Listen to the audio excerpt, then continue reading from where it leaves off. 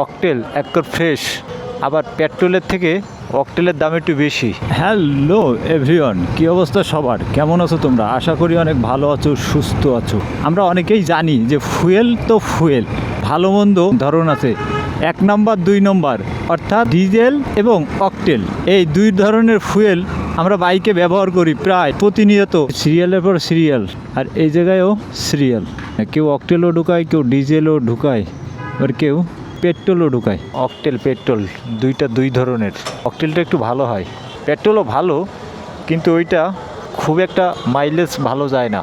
Octal একদম fresh, আবার পেট্রোলের থেকে অকটেলের দাম একটু বেশি, 100 টাকার।